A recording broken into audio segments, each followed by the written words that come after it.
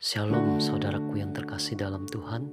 Renungan pagi ini adalah tantangan dalam pelayanan Yesus yang terdapat dalam Markus pasal 6 ayat 4 berkata, "Maka Yesus berkata kepada mereka, seorang nabi dihormati di mana-mana kecuali di tempat asalnya sendiri, di antara kaum keluarganya dan di rumahnya."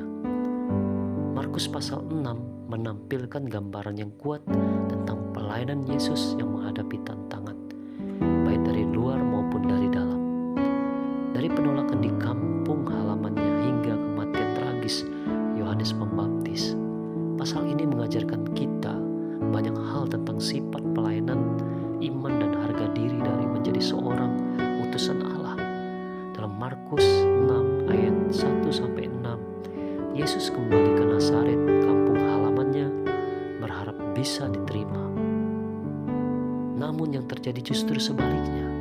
Orang-orang di sana mengenalnya sebagai anak tukang kayu, dan mereka terperangkap dalam pandangan mereka yang sempit tentang siapa Yesus sesungguhnya.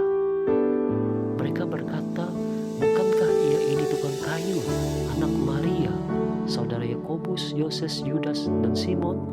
Dan bukankah saudara-saudaranya perempuan ada bersama kita?" Markus 6 ayat 3. Penolakan ini menunjukkan bahwa Yesus pun harus menerima kritik dan ketidakpercayaan orang terhadap dirinya. Bagi kita yang melayani Tuhan, ini adalah pengingat bahwa penolakan tidak selalu mencerminkan kegagalan kita, melainkan ketidakmampuan orang lain untuk menerima kebenaran. Kemudian dalam Markus 6 ayat 7-13, setelah pengalaman di Nazaret, Yesus mengutus ke-12 muridnya berdua-dua, memberi mereka kuasa atas roh-roh jahat. Mereka diperintahkan untuk tidak membawa apa-apa. Mereka harus bergantung sepenuhnya pada Tuhan dan keramahan orang lain. Pengutusan ini mengajarkan kita tentang ketergantungan penuh pada Tuhan dalam pelayanan. Yesus ingin murid-muridnya